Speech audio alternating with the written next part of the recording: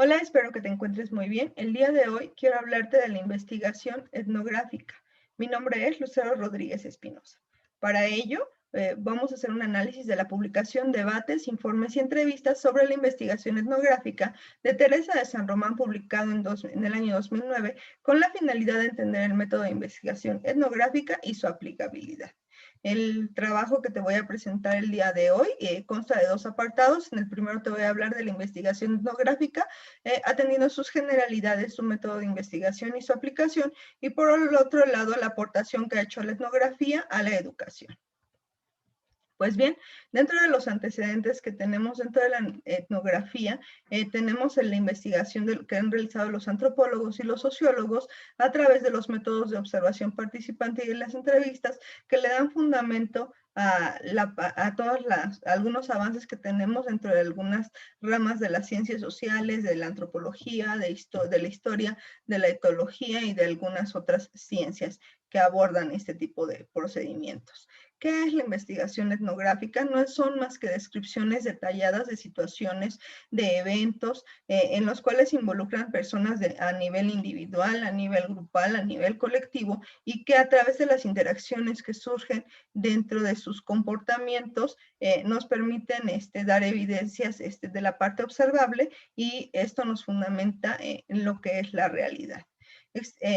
Encontramos entonces dos tipos de manera general de etnografía. La primera es la microetnografía, que tiene como características una focalización individual, se aplica en tiempos reducidos, y los investigadores que la aplican generalmente nada más es uno. Un ejemplo de ellos es el trabajo de observación que se puede realizar dentro de una aula de clases a nivel educativo. Por otro lado, existe lo que es la macroetnografía, la cual tiene una focalización múltiple. Su tiempo de aplicación es extendido, va de un año a varios años.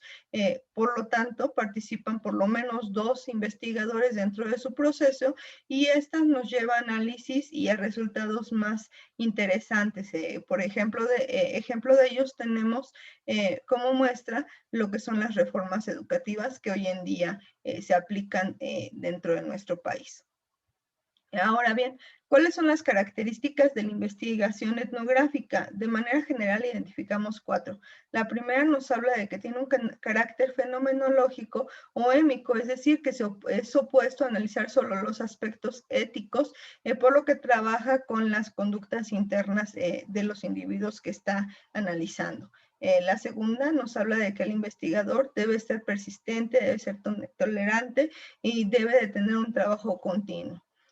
La tercera característica nos menciona que la investigación es holística y naturalista, y esto tiene que ver de manera principal con el método de investigación cualitativa del cual forma parte, y en el cual todos los elementos que conocemos dentro de nuestra realidad o que forman parte de nuestro ambiente pueden ser observables y pueden ser analizables. La cuarta característica nos dice que tiene un carácter inductivo, es decir, analiza situaciones de manera particular y con ella empieza a obtener conclusiones y análisis más generales. El método de investigación etnográfico se divide de acuerdo a Teresita de San Román en dos partes. La primera parte nos habla de un trabajo de campo, el cual tiende a ser más empírico. Se establece el plan de trabajo en el cual se identifican el contexto, las variables, el objetivo y la necesidad de interactuar con esa situación.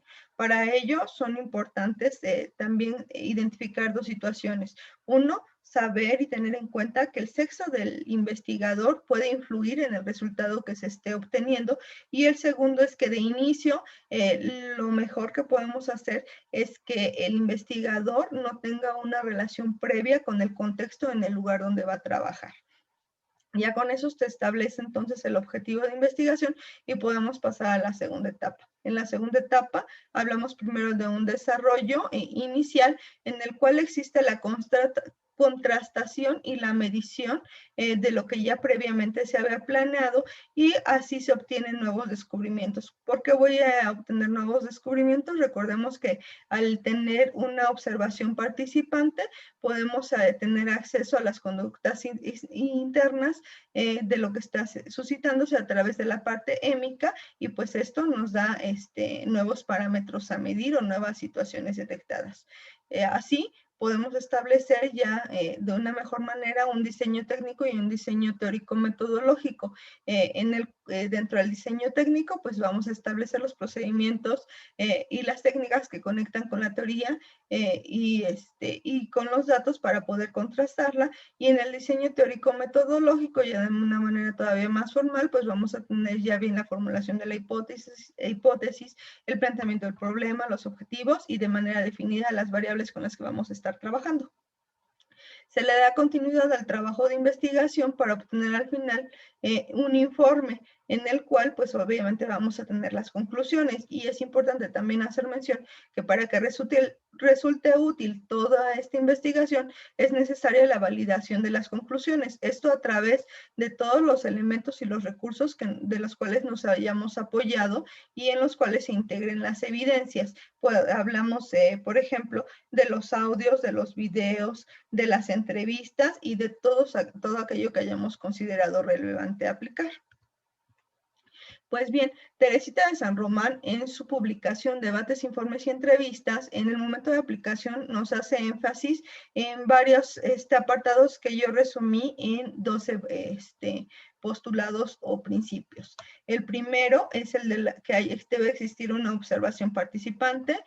También nos habla de que se obtiene una gran cantidad y variedad de la información, que está buscando recuperar la comprensión de la cultura y la confiabilidad, esto acercándolo cada vez más a la realidad, que entre más extensa y profunda es la investigación, es más difícil concluirla, que es muy importante aprender el contexto cultural que le da sentido a la investigación, que la etnografía genera su propia teoría, que en las sociedades urbanizadas e industrializadas se tiene una complejidad intercultural mayor y así como una variabilidad en toda la información que se está manejando, que si tenemos como resultado una comprensión amplia del fenómeno o suceso a analizar, esto se debe a la eficiencia en las redes de relaciones que se estén aplicando, que el investigador debe ser empático, sensible y que debe tener intereses filantrópicos.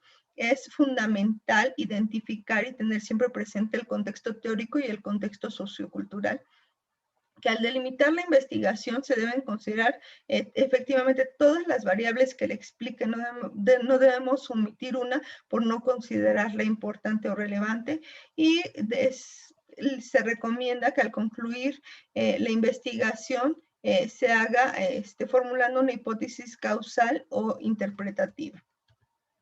Pues bien, ya como último elemento de la presentación que les realizo el día de hoy, quiero hablarles de la aportación que hace la etnografía a la educación.